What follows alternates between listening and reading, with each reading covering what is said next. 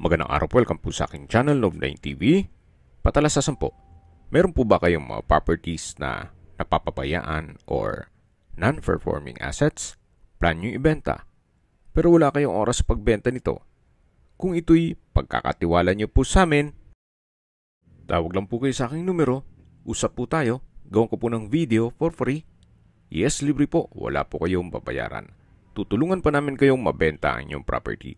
Kami na po bala sa marketing, sa boosting or paid ads. Even sa tripping, hindi na po kayo mapapagod sa pag-entertain ng mga buyers. Kami na po bala sa lahat. Tawag lang po kayo. Nandito po tayo ngayon sa F.E. De Castro Subdivision dito sa Bacoor, Cavite, kung saan meron po tayong bagong video presentation. Isang residential property na may lot area na 233 square meters. Ito po'y corner lot, titulado, buhay po ang may-ari, kaya wala po kayong maging problema sa documentation o sa transfer ng title. Napakaganda po ng lokasyon nitong property gawa ng malapit po sa mga business establishments. Actually, walking distance lang po ito mula Bacoor Boulevard at dalawa po ang entry at exit points. May access road po ito sa kabilang gate na kung saan dun po yung Molino Road. Then dito naman po sa main gate ay yung Bacoor Boulevard.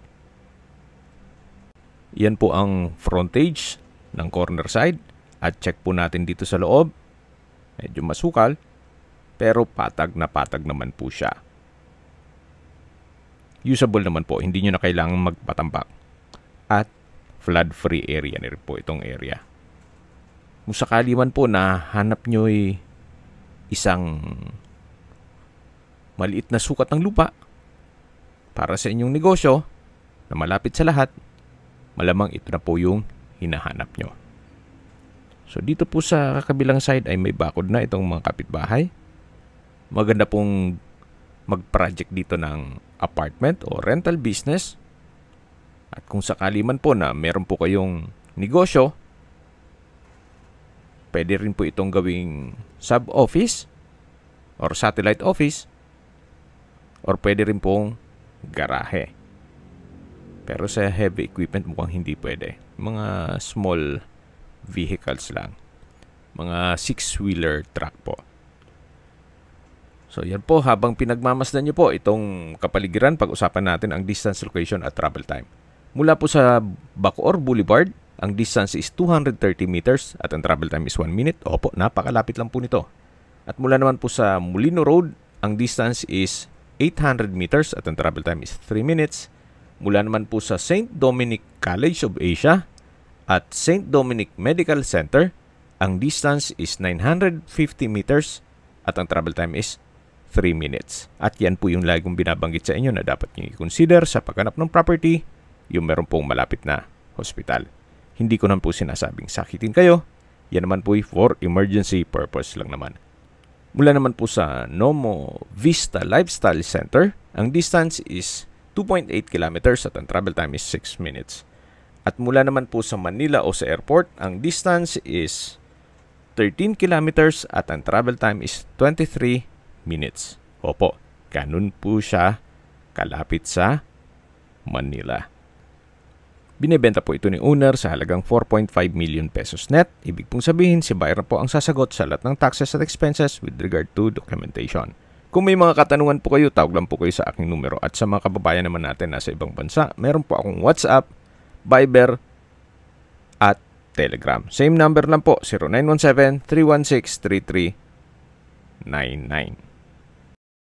Sa mga nagtatanong naman po ng aming Facebook, meron po aming Facebook page na Nov9 TV at Facebook Real Video. Meron din pong TikTok at Instagram.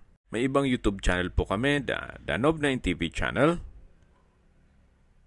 Nov9 TV Listings, Nov9 TV On The Spot, Nov9 TV Updates,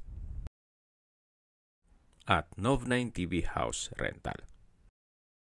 Sana po naibigyan nyo ang video presentation. Paki-like and subscribe na lang po sa aking channel para ma-update din po kayo sa aking future listings.